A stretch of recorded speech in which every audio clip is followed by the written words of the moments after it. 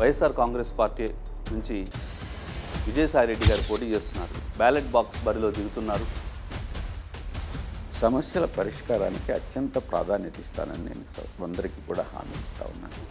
రైతు నిన్న విడుదల చేసినటువంటి మేనిఫెస్టోలో కూడా కొన్ని విమర్శలు వస్తున్నాయి. కొత్తగా ఏమీ లేవు, కొత్తగా ఏమీ హామీ ఇవ్వలేదు అనేది. ఏదో ఓటేస్తారన్నటువంటిది మాత్రం ఒక భ్రమ. రైట్, మొన్న దాదాపు 80 పైన ఎమ్మెల్యేలు మార్చారు.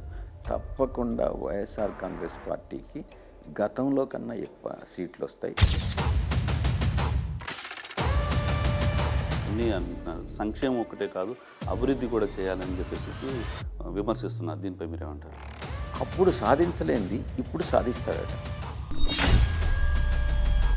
రైట్, ఈసారి వైఎస్ఆర్సీపీ సింగిల్గా బరిలో దిగింది. మరి అవతలైపు 3 పార్టీలు జతకట్టాయి.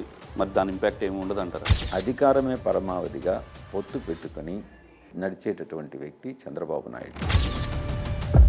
ఈ ఎన్నికల తర్వాత తెలుగుదేశం పార్టీ అన్నటువంటిది ఉండదు. అదేవిధంగా ఓటు ట్రాన్స్ఫర్ అయ్యే అవకాశం ఉందంటారు. ఒకటే చెప్తా ఉన్నా, సినిమా రంగం లేదు, రాజకీయ రంగం లేదు.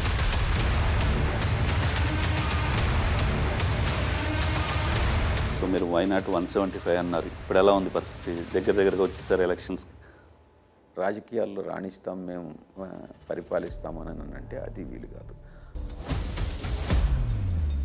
Right, coming to the Nellore పాలిటిక్స్కి వస్తే, నెల్లూరులో చాలామంది వైఎస్ఆర్సీపీ ఇక్కడ ఉన్న సిట్టింగ్ ఎంపీ కూడా పార్టీ మారి, కొంతమంది ఎమ్మెల్యేలు కూడా మారారు. వీళ్ళ ఇంపాక్ట్ ఏమైనా ఉంటుందంటారా?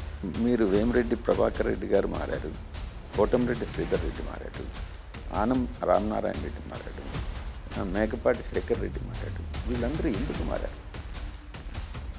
చివరిగా జగన్ అనే ఒక బ్రాండ్ ఈరోజు ఆంధ్రప్రదేశ్లో ఎక్కడి దాకా రీచ్ అయిందంటారు? అద్భుతమైనటువంటి స్పందన, ప్రజాస్పందన దానికి పార్టీ పట్ల అభిమానాన్ని ప్రతిబింబిస్తుంది.